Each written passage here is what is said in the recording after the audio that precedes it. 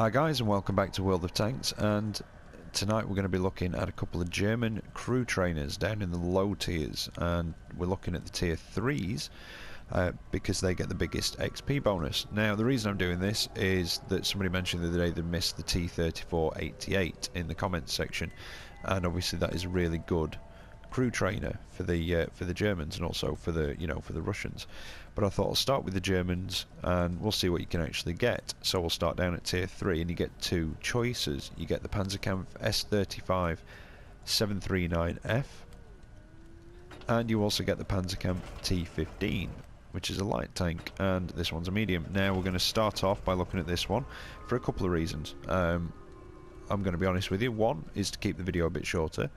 Two is because I am crap in the T15 and couldn't get any decent footage today, so just being honest with you. So I'm going to put the second part of this up tomorrow with the T15.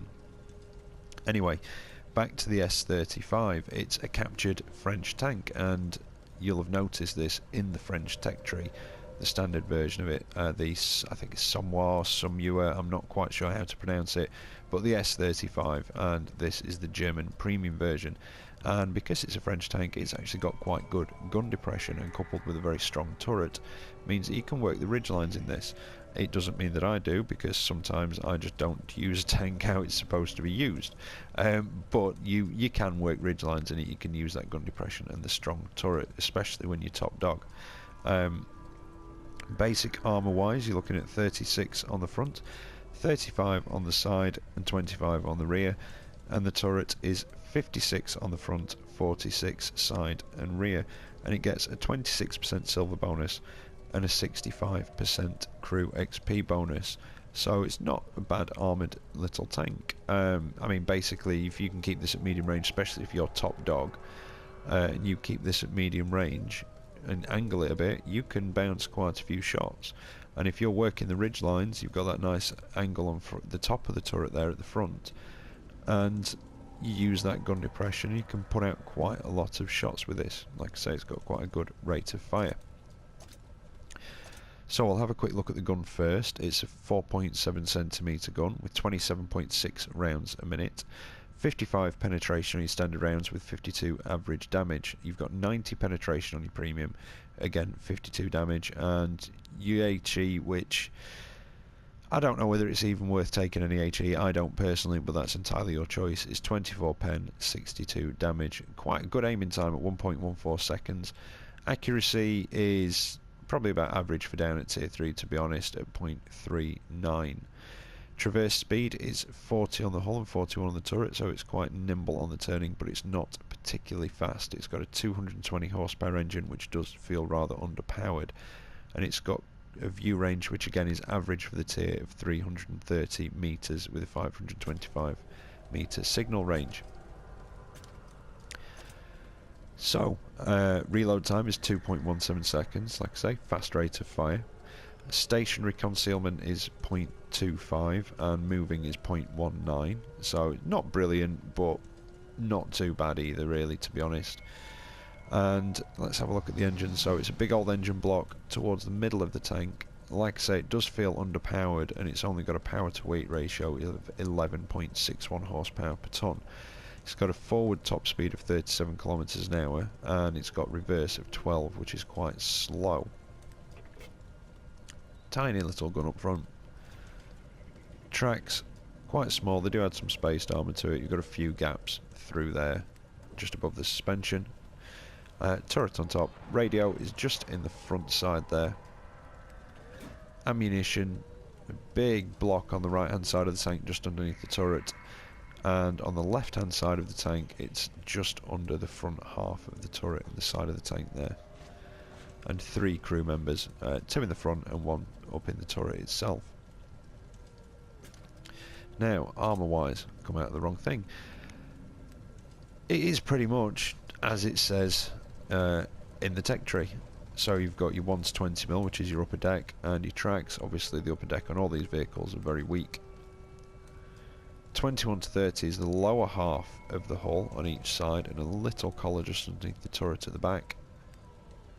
31 to 50 encompasses, well, the rest of the tank, basically. and then you have got 5170, which is your gun mantle. So again, like say, if you're using the ridge lines with this, you can bounce quite a few shots, but it is quite a tallish tank, or it feels tall, should I say. So sometimes you do expose a bit more of the top of your hull than you realise when you work in those ridge lines. Well, that's, you know, what I've found with it. Now, ammunition costs. Let's have a look. 14 for your armour piercing, 800 for your APCR, and 13 for your high explosive. I've not bothered with any equipment on it, I just use it as a bit of a crew trainer. And I mean, if you're starting off in the game, you're wanting a cheap crew trainer, a little cheap premium to train up your crews, that's what I'm looking at this as. And if you start in the game, you're not going to have the sort of money to put on your equipment. But if you are wanting to equip it up, possibly some sort of optics, it does play up to tier 5, it does not get preferential matchmaking. Neither of these two tanks do. And when you're in a tier 5 match, you've got to be prepared to fire premium rounds and stay in a support role, otherwise you will get hammered. Just about everything, well, everything up there can penetrate, and a lot of it you're a 2-shot, some you're a 1-shot kill. But if you were going to put equipment on, possibly vents, maybe a gun lane drive to increase that rate of fire even more, and possibly some sort of optics. I would have said whether binocular telescope or coated optics, it's entirely up to you. Now, skill wise, again, I use this as a crew trainer, so really, I mean, obviously, if you're wanting to put a proper crew in it and not use it as a crew trainer, just run it as a tank, you're looking maybe 6th sense, obviously train up like camouflage or something, then swap it out. Probably repairs as well would be one that I'd go for first, and then I don't know really, it's kind of up to you down at tier 3. The matches don't particularly last very long, so like I say, I just use this as a crew trainer. Now I think I've covered everything. We've covered modules, we've covered the gun, the engine, the ammo costs, I've even given you the bonuses, the equipment. I think, do you know what, I might have actually remembered to tell you everything about the tank in the garage for once. This is a first. So anyway, before I get too excited, let's get into the replays, and you can see how this thing actually handles. Right, so here we are for the first of the replays. It's on Ardennes, a standard battle, and it's a tier 3 match. And you might notice that I'm sounding a little bit more gruff, and I do in fact have a cold. I think I mentioned yesterday I might be getting one, and yes, I have caught a cold from my children who have brought home their germs from school. But there you go, you got to deal with it, haven't you? Anyway, this one's from a few days ago when I was going to do this, when I first decided to do this review, and it's not a bad match actually. It does show you some of the aspects of the tank. I'm just wondering where to go. But yeah, I think I did actually remember everything in the garage part of this review, and it's a strangely unsettling feeling. I kind of wish I had forgotten something, so if I have, let me know in the comments, because I don't like this feeling. It feels strange. Anyway, I'm going to go into the middle of town. It's not bad at side scraping this, although on the front of the tank, one side is just a normal corner and the other side has an angled corner to it. You can just see it there as I've turned the turret. Now when you are side scraping, if you are doing it on a sort of right hand corner, so the left of your tank is going to be exposed, you do have to be slightly wary of that flatter part of your armour, because it does obviously flatten out when you're doing the side scraping. I had a peek through the arches there to see if I could see anything, and that's when they start popping up down the street. So I'm giving it a bit of a wiggle to keep the angles going, and just start putting shells down range.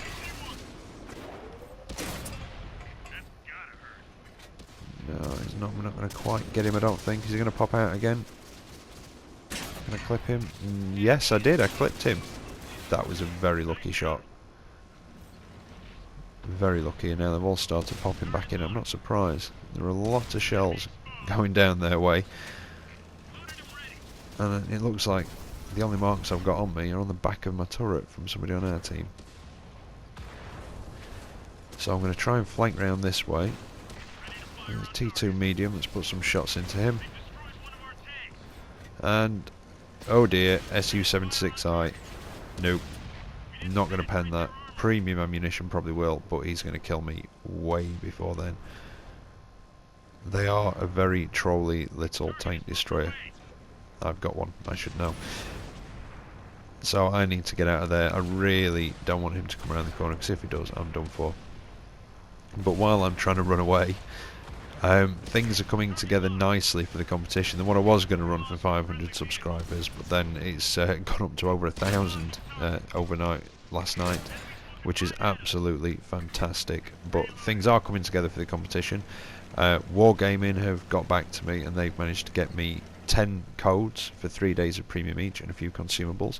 So I've got those which I'm going to be giving away, and I'm just sorting out a few more bits and bobs for it, and then I will run it as a 1,000 subscriber competition.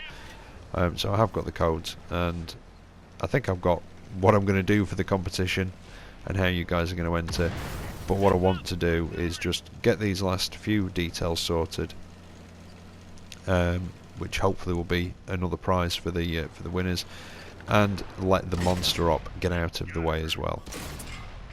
So I'm sure you guys are going to be very busy with the monster op, so let that get out of the way, then I'll sort my competition. So it will be after the Halloween weekend. And that's it. The SU-76I got me in the end, so we'll skip to the end and see how I did. Right, and that one was a victory. 1500 XP, and it wasn't a brilliant match, to be honest. 12 penetrations. You can do a lot better than that in this, and you know, people do. It's still nice though, because I came top of the table, so only just, but that is nice. But it does give you an idea of the amount of extra XP these little tier 3s can earn. And in a tier 3 match, like I say, you can afford to be quite aggressive, and if you're familiar with the game, you know, you really know the tanks of it, or if you're new, when you get to know the tanks, when you start to realise what penetration some of these low tier 2s and 3s have got, it then allows you to be more or less aggressive, depending. I mean, there's some of them that have got the auto loaders, and it may be 100 yards, well, 100 metres, sorry, or 200 metres. They just can't pen you at all, so you will start to get an idea of what you can and can't stand up against. Now, this one is a tier 5 match. I don't do very well in it. It's quite difficult, but I just wanted to show you sort of how it fares in tier 5. Tier 4, you have to play more cautiously. Tier 5, you have to play very cautiously. Some of the German crew, not German, the Russian crew trains I've got, like the T127, which isn't in the tech tree, and the SU-76I as well, which again isn't in the tech tree. They do have preferential matchmaking, and I find that I train crews a lot quicker in those than I do in this, because this doesn't have the preferential matchmaking. So when you do get into tier 5 matches, and I've been in a lot of them today in this and in the T15, because not many people seem to be playing the lower tiers, which is unusual, because you tend to be able to get more kills down here, so I'm surprised people haven't been doing the monster op. But anyway, I digress. When you are in tier 5 in this, it's a lot harder to do damage. You are going to have to use premium ammunition more often than not, I would say, especially against some of the tier 5s, because unless you're close or around the flanks of them, you're not going to pen, because you lose pen over distance. And yeah, so you generally are going to have to use it, because of course you have to keep your distance as well. But you can see that tier 4 there, I kept my range and he was just bouncing off. And again, you need to try and, in these tier 5 matches, try and do what I don't in this one, which is use ridge lines, stay back and use the ridges and try and get them to bounce off your turret. But I just got nailed by a tank destroyer. I think it was a death toaster. But again, it's just to show you what sort of XP you can earn even if you have a really rubbish round. So that one was another victory, and I didn't do very well. I got killed quite early on, and I still got 1400 XP out of it. And not really doing much. That was, you know, a pretty poor round, to be honest. And still came second, which was nice, because I killed the tier 4, you see. But it has got quite, you know, a decent turret front with quite a decent gun mantle. It's a small turret, so if you can peek over ridges, especially if you can accentuate the angling on top of your turret, you can bounce a few shots and you're a small target to hit from a distance. Anyway, last of the replays of this one, and then I'll be back tomorrow with the T15 review, which, like I say, I don't normally do it on a Saturday, but I will do that one tomorrow. And that's just because I couldn't get any footage today, like I say, because I'm shit in it. So we're on Comarin. It's a standard battle, and it's a tier 3 match again. And I'm going to head down the western side, because I want to go to that hill and try and use it. It's quite a good spotting position, and if I start at the southern spawn, depending on what tank I'm in, I like to try and get up towards that hill and put a few spots in up here, especially if you get some backup with you as well. It can be quite a good location. It's quite an aggressive location, really more so from the south than the north, but it is a good location. I think I put one up where I did it in my Type 59. And there's a small indentation in the top where something like the Type 59, you don't get hull down quite, but most of the stuff from further away can only shoot the turret. You can see that tier 2 hasn't got a hope of penetrating my armour. So you really can bully tier 2s in this. Your tier 3 tank destroyers you've got to watch out for. They've got enough punch to get through your armour, even at range. Now I'm getting some spotting hits in here. There's a tier 2 tank destroyer over there. Now, like I say, I don't really do a lot down at tier 3. I come down here crew training, but since I've had my T-34 88, I've been using that more than anything for crew training recently. So I must admit, some of these like tier 2s and stuff, I don't really know the penetration. I don't know if that tank destroyer could have got through my armour or not. I'm going to finish off that M2 though. Artie's paying attention, and that's when I notice there's actually 4 of the buggers.